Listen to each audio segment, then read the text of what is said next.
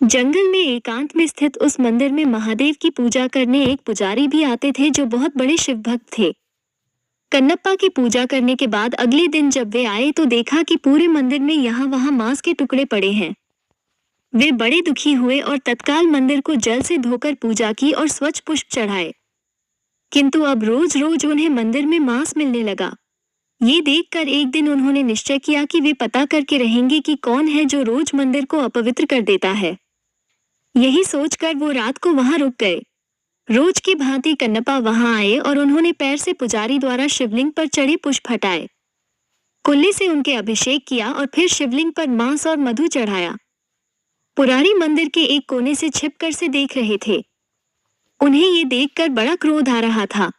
वे ये तो समझ गए कि कन्नप्पा ऐसा केवल भक्ति के कारण कर रहे थे, जानबूझकर नहीं, किंतु फिर भी उन्हें उसका कार्य बड़ा घृणित लगा।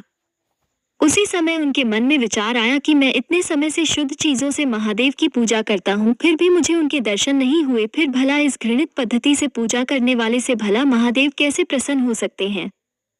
वे पुजारी भी महादेव के भक्त थे, इसीलिए अपने भक्त का अभिमान भंग करने के लिए उन्होंने एक लीला रची।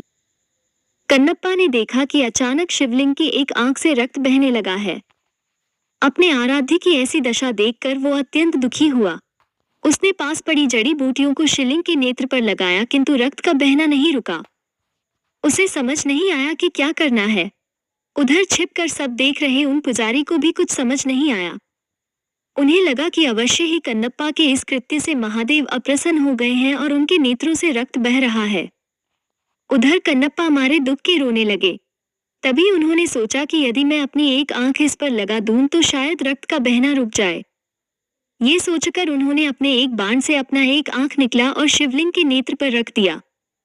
इससे रक्त बहना बंद हो गया। कन्नप्पा की प्रसन्नता का ठिकाना ना रहा। तभी शिवलिंग के दूसरे नेत्र से रक्त निकलने लगा। अब तो कन्नप्पा को इसका उपचार मिल चुका था, इसीलिए उसने अपने दूसरे नेत्र भी निकालने का निश्चय किया। तब उसे ध्यान आया कि दूसरा नेत्र निकालने पर तो वो कुछ देख नहीं पाएगा, फिर सही स्थान पर नेत्र कैसे लगा पाएगा। ये सोचकर उसने अपने पैर का अंगूठा शिवलिंग के नेत्र पर रखा ताकि वो नेत्रहीन होकर भी अपने नेत्र सही स्थान पर लगा पाए। फिर जैसे ही उसने अपने बाण से अपना नेत्र निकालने का यत्न किया, महादेव ने स्वयं प्रकट हो उसका हाथ पकड़ लिया। अपने आराध्य के दर्शन होते ही कन्नप्पा उनके चरणों में गिर पड़ा। महादेव ने उसके दोनों नेत्र ठीक कर दिए। तब बाहर छिपकर सब देख रहे ब्राह्मण भी अंदर आकर महादेव के चरणों में गिर पड़े। उन्होंने कहा, हे महादेव, मेरे मन में अहंकार आ गया था कि मैं आपका सबसे बड़ा भक्त हूँ, किंतु आज कन्नप्पा ने मेरा ये अभिमान तोड़ दिया। इनके कारण ही मुझे आज आपके दर्शनों का सौभाग्य मिला है।